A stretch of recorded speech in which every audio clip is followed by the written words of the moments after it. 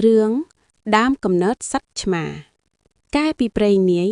មានប្តីប្រពន្ធសិទ្ធិមួយគូនៃចិត្តធัวណាស់ប៉ុន្តែពួកគាត់មានវិបត្តិក្នុងចិត្តយ៉ាងធំមួយគឺគ្មានបុត្រសម្រាប់បន្តវង្សត្រកូលជារៀងរាល់ថ្ងៃសិលពួកគាត់តែងតែនាំគ្នាទៅវត្តអារាមនិងដាក់ទានដល់អ្នកក្រខ្សត់ដើម្បីសន្សំបុណ្យដោយកម្លាំងបុណ្យនោះទេវតាក៏បានប្រទានបុត្រីម្នាក់មកចាប់កំណើតនៅថ្ងៃដែលនាងក្រិតមកស្រាប់តែមានក្លិនក្រអូបពីយពេញផ្ទះបើទោះជាមិនមានផ្ការីកក៏ដោយនាងមានសម្បរមាត់ខៃនិងសម្រក់ស្អាតលើសក្មេងទាំងពួង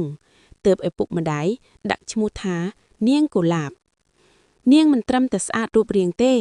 ថែមទាំងមានមេសម្លេងពីរោះនិងចរិតស្លូតបូតបំផុតវគ្គទី2ការស្វែងរកចំណេះវិជ្ជានិងការលាគិនានៅពេលដែលនាងកុលាបមានអាយុ16ឆ្នាំនាងបានទូលឪពុកម្ដាយថានាងចង់ទៅរៀនសូត្រវិជ្ជាសិល្បៈសាស្ត្រដើម្បីការពារខ្លួននិងជួយអ្នកដទៃទោះបីជាអាណិតកូនស្រីនឹងខ្លាចគ្រោះថ្នាក់ក្នុងព្រៃយ៉ាងណាក៏សេដ្ឋីទាំងពីរមិនដេចចិត្តខាត់បំណងកូនឡើយនាងកុលាបបានធ្វើដំណើរចូលទៅក្នុងព្រៃជ្រៅរហូតបានជួបនឹងលោកតាឥសីម្នាក់ដែលមានតេជៈបារមីខ្ពង់ខ្ពស់លោកតាឃើញនាងមានចិត្តបរិសុទ្ធនិងមានបញ្ញាឆ្លាតវៃក៏ព្រមទទួលយកជាសិស្សនាងបានស្នាក់នៅអាស្រមបម្រើលោកតានិងរៀនសូត្រពីមន្តអាគមការផ្សងថ្នាំបុរាណនិងជាពិសេសគឺវិជ្ជាប្រែក្រឡា8ចម្ពោះដែលឲ្យនាងផ្លាស់ប្ដូររូបរាងទៅជាអ្វីក៏បានតាមចិត្តប្រាថ្នាថ្ងៃមួយលោកតាឥសីបានចូលឈានសមាធិយ៉ាងជ្រៅនាងកុលាបឃើញស្បៀងអាហារក្នុងអាស្រមអស់ក៏សុំការអនុញ្ញាតក្នុងចិត្តចេញទៅរកផលានុផលក្នុងព្រៃឆ្ងាយជាងរាល់ដងខណៈពេលដែលនាងកំពុងបេះផ្លែឈើយ៉ាងសប្បាយស្រាប់តែមេឃងងឹតស្លូបខ្យល់បោកខ្លាំងរំពេចនោះសំឡេងក្រហឹមមួយបានបន្លឺឡើងធ្វើឲ្យញ័រដីគឺស្ដេចខ្លាធំមួយក្បាលដែលឃ្លានដាច់ពោះជាច្រើនថ្ងៃមកហើយវាបានដើរមកជិតនាងរួចនិយាយថានាងក្មេងស្រី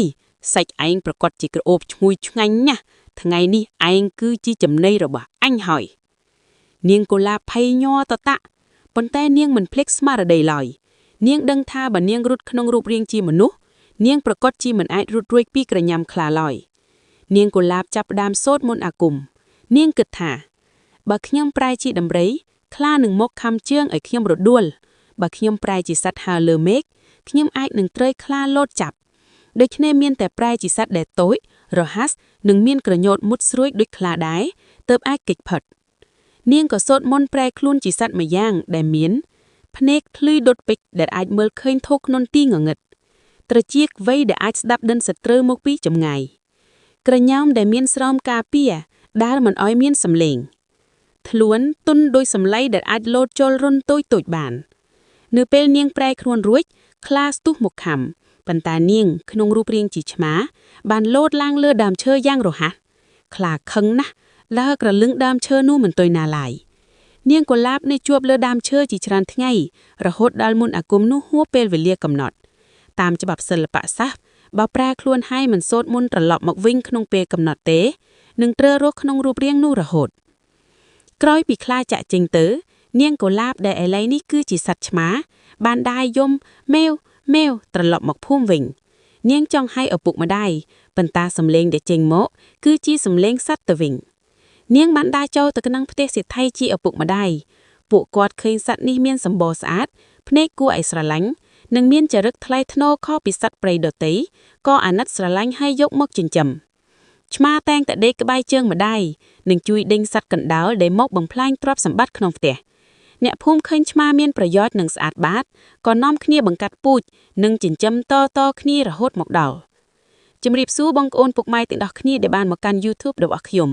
បើបងប្អូនស្រឡាញ់និងចូលចិត្តសូមជួយ Subscribe ម្នាក់មួយផងដើម្បីបានវីដេអូថ្មីៗសូមអរគុណ